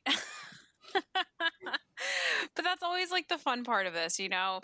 And, you know, that's also why I like having guests on, because it's such like an awesome opportunity to hear witches of different opinions and different viewpoints and life experiences. I mean, Tianna and I are both first, and Azazel or Justin, he's a third degree, and we all come from different walks of life, and being able to converse together about topics, especially ones that are a little iffy, like, you know, the 7th generation of the witchy bloodline, or hey, are we in a cult? I guess.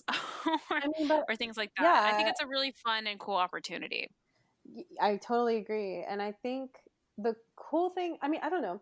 I feel like if you're going to be doing controversial things off the mainstream that are like witchcraft, or you're going to become pagan, or you're going to become a Wiccan or something, be okay with having your feathers ruffled a little bit, because it helps you grow as a person. Like, I like when people have an opinion different than mine, because I Mhm. want my mind to be expanded and maybe changed or evolved or to grow, because that's how you become a better person. That's how you do better next time. Even if you're making a mistake, even if you're wrong, or even if you're different, you can see somebody's perspective differently. And I think that's really valuable.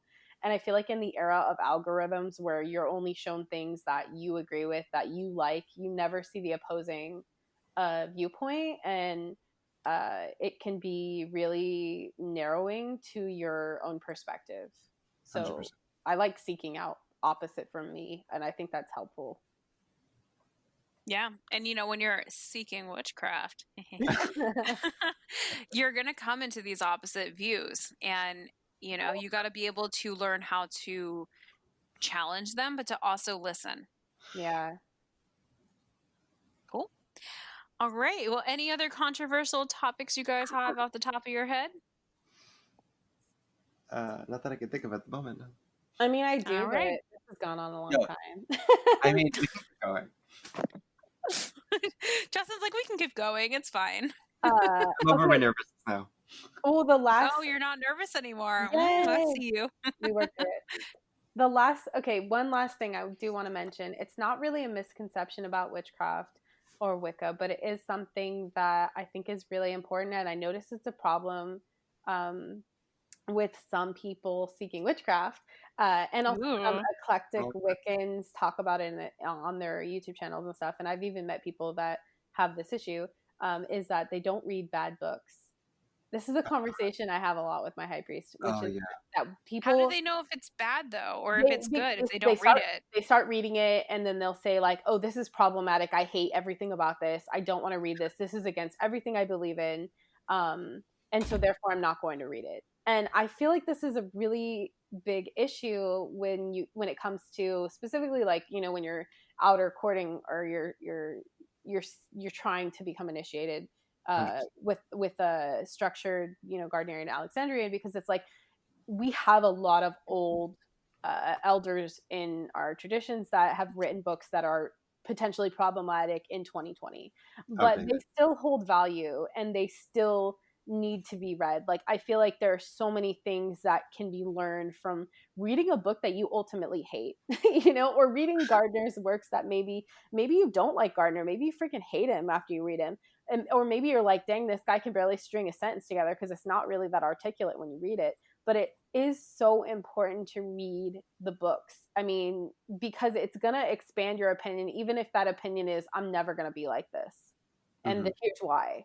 I feel like if you don't read the content, if you don't understand the source, if you're not, reading these old books that, yeah, maybe they aren't, holding up through the test of time, but they still hold value in some way, and you get a couple of things from it, like you'd be missing out. That's 100%. And like, even I want to add on to that, because like I had a little experiment that I did, because like I'm very active on like Discord, oh, and cool. and so like I randomly joined like different servers, and there was one server that I was in that did had lots of like younger witches, or that were new to the craft or whatever. And so I decided to create this book club in which we would read like bad books and good books. And Yeah. we would talk about why some books are bad and some books are good. Like what to look for, how to be critical about the things that you are reading. Yeah. And so as I created like a list of, things to read, things to pick from. And so I think the first one was Harmony Nice is Wicca, or whatever it was called. I know a lot of listeners on this Called Wicca. watch Harmony Oh, Nice. God. I watch her channel. I really like her. She's adorable. This is why Justin came on. Continue, Justin. For what I it's love worth, for it. anybody listening, I have actually never watched any of her videos. It's okay. I only know Harmony Nice because of Justin talking to her about me. I She's can. so I adorable. I watched need my to cat. rephrase what I just said.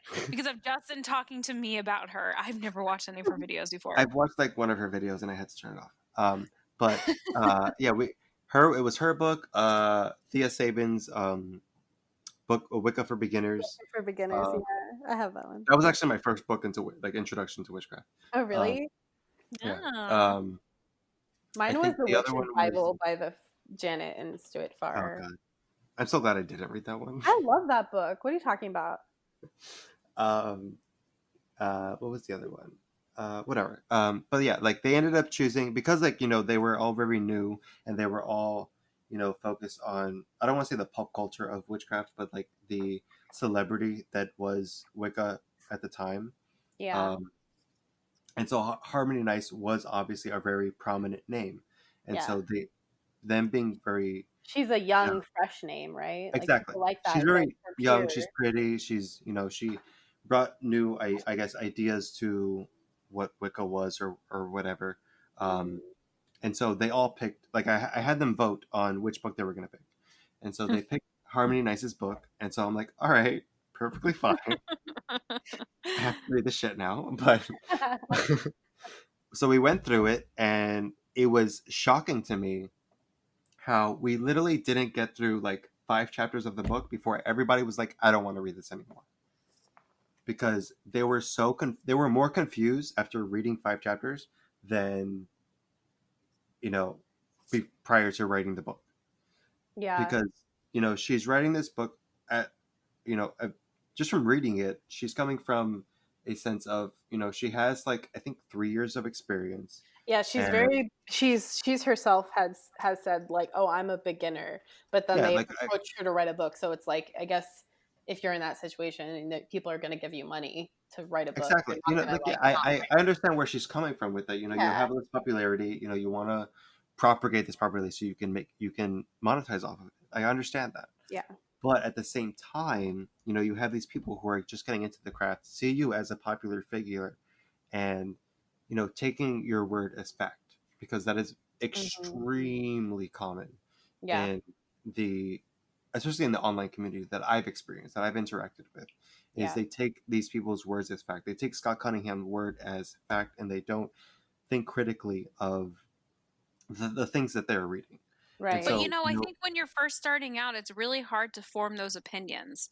And it's really hard to want to have a backlash because you're so eager to want to accept that what you're reading is the truth. And I think that it's not 100%. until you finally read a bunch of books or maybe train with a group or talk to a bunch of other witches that you're actually able to start to form those opinions. I mean, I Yeah, think 100%. that But I goes feel like, this goes into like just reading the bad books though, right? Because yeah, like even if you read the bad books and you hate every one of them, you'll form your own opinion just by getting that experience of reading the books, yeah, and realizing too that like like one of Thorn Mooney, who's like very, active on YouTube, she's an author. Um and she talks about this where she says that like, oh, a lot of the new books that people claim to like, she's like, they're using recycled ideas from these old books. yeah. A lot of it is regurgitated information. Yeah. And I also think too, like, I don't know, maybe this is just me and like that this is something that I'm weird for doing, but like I like watching people that like on YouTube or watching documentaries or reading books where I'm like, I fucking hate this. Like I'll be reading it and like, I mean, it might be like pulling teeth to get through it, but at the end of it, like it really challenges your mind because you're forced to think about it. Like, why do I not like this? What about it, Mm. is bad? Or what about it is maybe even that you can take from it that's good, if anything? Read Harmony Nice's book and get back to me, because I could not finish that book. Okay, I haven't read that one, so I can't speak to that, but but like there are a lot of old books that are, whether they're problematic Yeah, uh 100%. now or they have some value, that you could take from it. I feel like people would learn a lot more if they were just willing to read them, because I feel like there's a lot of like rumor mill acceptance on the internet Yeah. where it's like they didn't read the book but they Yeah, knew this somebody person is who read. canceled because it's a general consensus that they are canceled, and so I'm not going to read them. Yeah, or like they watch someone's video review and that person that they follow said, "Oh, this book sucks," or "This guy's a douchebag and I Yeah, don't like him, therefore this book sucks and don't read it." And then so they just took that person's opinion rather than forming their own. yeah, Right. And I think it's so important for people to form their own opinions, which is why throughout all the episodes that I've had on this podcast, I've been very adamant and upfront of like, listen, like these are the things that I believe. This is the way that I see things. But it's so important for you to go out there and experiment and see what works for you. Because, as much as I want to say that I'm trying to come into this as unbiased as possible, I mean, I do have a background with Gardnerian. And of course, when I started this podcast, I wasn't Gardnerian, even though I was going through an outer court training for the Gardnerian tradition. What I was learning wasn't oath-bound material, wasn't actual Gardnerian tradition, because you're not going to learn that until you're Gardnerian. Yeah. Like, surprise. So, it all really ties back to you have to be able to form your own opinions about the craft. And the best way to do that is to get your hands dirty. It's to not be an armchair witch. It's to cast a circle. It's to read a book. It's to talk to other witches. And, nowadays it's 2020. There's so many platforms out there and so many ways to get in contact with the broader witch community. And, I think that it's so important to be able to do that, to form your own opinions, because there's so many people out there who say, XYZ is the best way to do things, but until you do it yourself, you're not actually going to know if that's true for you. Yeah. They may be the best way to do things for them, but that may not necessarily work for you and your mindset. Yeah. Absolutely. Yeah. That's so that's pretty much what I wanted to say. Like 45 minutes later. Yeah. But I so mean, I feel like even then, like even like looking at bad books, there's like Tianna was saying before, like you can't learn things from them. Like for me, like I recently read Chris Orpello's Besom Stag and Sword. Oh yeah. Oh boy. I I read that one. honestly I didn't like it. Ooh, I've heard so many people who said that they do like it. You're the first Yeah, person I've heard who says they don't. because like there was certain things in there where I felt like it was, and this is common for me, at least when I read very traditional witchcraft centered books, like Gemma Gary or I can't really think of any authors right now. But like witchcraft that centers on traditional witchcraft, they do tend to have a tendency to focus, not necessarily to focus on, but have little excerpts in their books where this is what I practice and this is how it separates it from Wicca. But then they go on to explain how extremely similar to how they just explained, the differences, but then it sounds just like traditional Wicca. And I'm just like, it's just with a different face. And so like it's issues for me that I personally have, but there was parts. Yeah, there was parts in the book though that I do heavily appreciate about traditional witchcraft, that it does focus extremely on, working with the local land spirits, working with the nature around you. That is something that it does intrinsically tend to focus on. Yeah. And I try to incorporate that into my own practice. And those are stuff that, I get ideas of. But yes, there are little issues, but a lot of times it is very, circumstantial. Yeah. Yeah, I think one of the bigger issues, aside from what you've already stated, which I think is definitely great points, are that like I know some main complaints that people will say is like, oh, this guy is clearly, sexist or misogynistic, and he is diminishing females, so therefore I'm not going to read what he wrote. Or this person is transphobic or homophobic very clearly, and like because of that I'm not going to read it. And it's like, let them be like what they are, and that's okay if you don't agree with them. It's totally okay if like you don't agree with everything they said or anything that they say, but hear what they have to say, because you might find that like, oh, okay, I actually resonate with this part of this, but I'm going to take that from, what I read and pull only this part, and that would be valuable to you. Absolutely. Like, don't rob yourself of the experience, I guess. 100%. Like, always be critical of your own opinion and always be willing to change. Yeah. Yeah. So I don't want to cut any of us off, but I think this cuts us off at 2 hours. We're almost there. This pretty much turned into like an uncensored witches and wine part 2, except not with my HP and HPS. It's with you two awesome people who I adore so much.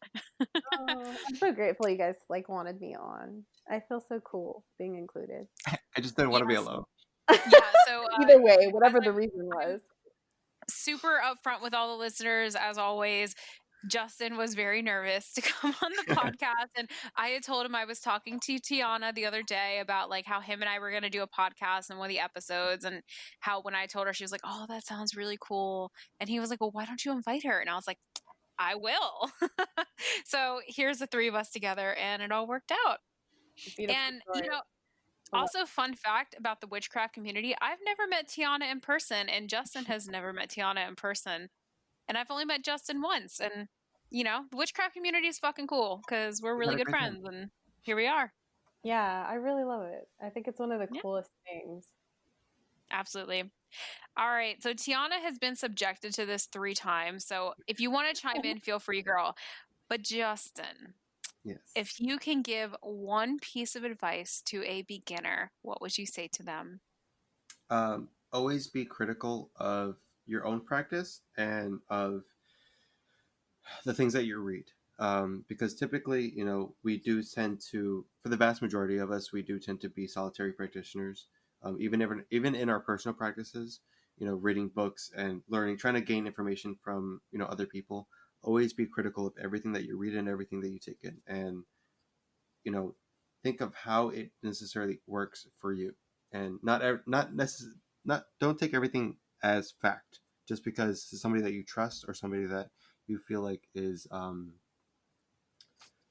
trying to look out for you, but like obviously take that into account, but at the same time be critical of everything that you take in.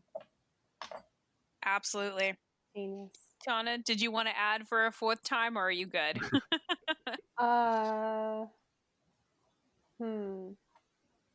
No pressure. Read bad books and don't be afraid to change your mind.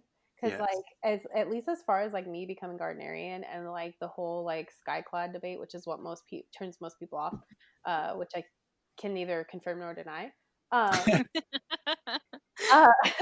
But as far as that, like, Same.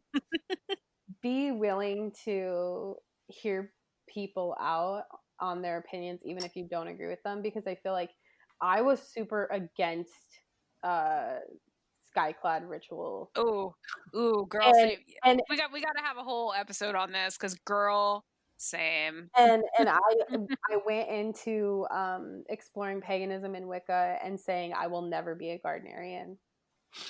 I'm serious, and saying that it was not for me, that it was weird, that it wasn't the thing for me, and like just look at me now, Tianna. I'm like judging myself. But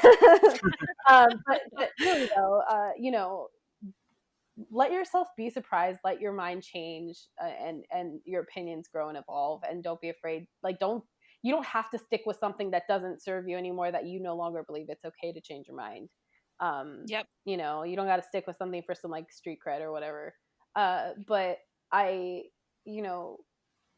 I've watched so many like documentaries on Wicca, and I'll tell you later, Ashley, like what changed my mind, or if you want to do an episode on it, we can talk about it because it's going to take too long to explain. But yeah, that's the last thing I would say. Yes, Justin, you can come too. Yeah, of course. Yeah. Yeah. There's going to be a part 2 to this. Oh man. Yeah. Oh gosh, there's so many things I want to say to this, but I'm going to close off the episode with my piece of advice, or my little nugget of wisdom, which is you're not going to grow if you always stay comfortable. So make yourself uncomfortable so that you can expand 100%. your horizons. Mm-hmm. Can you hear And that that was plotting? And that quote was the one that made me jump in the deep end for Gardnerianism. And here I am. I think that's great. All right. Well, thank you everyone so much for listening. As always, you can find me on my social media at Seek Witchcraft for Twitter. I changed my Facebook name to Seeking Witchcraft Podcast. My Instagram is at Seeking Witchcraft. I also made a Facebook group called Witches Seeking Witchcraft, so feel free to join. Answer the questions, please, or I'm not going to put you in, because I just want to make sure everybody in that group is safe and protected and their privacy is being respected. Justin, how can people find you if they ever want to hit you up? You can find me on Instagram at Azazel, AZAIZALL. And also, I still have a photography page at Hoof and Horn Photography. Cool. Yeah. Mm-hmm. You have a Discord page too, right? Not necessarily. No. That's All the right. one. Well, no Discord page. Tianna, how can people find you?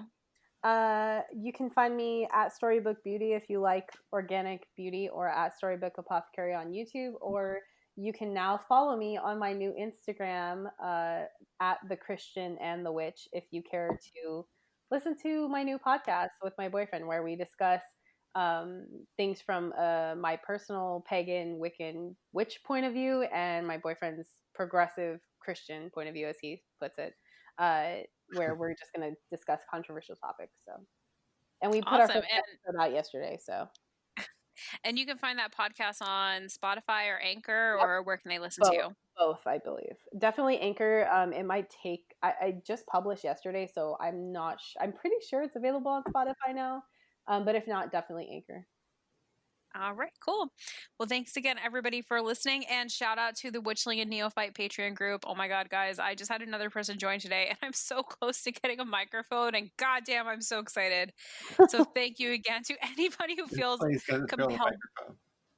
I still don't have a microphone. I'm trying. You're gonna get it. That's awesome. We're getting there. You know, this is a very raw and real and amateur podcast, and I think that's part of the appeal, that it's not very sterile and cleaned up, because life's not sterile and cleaned up. Let's be real, guys.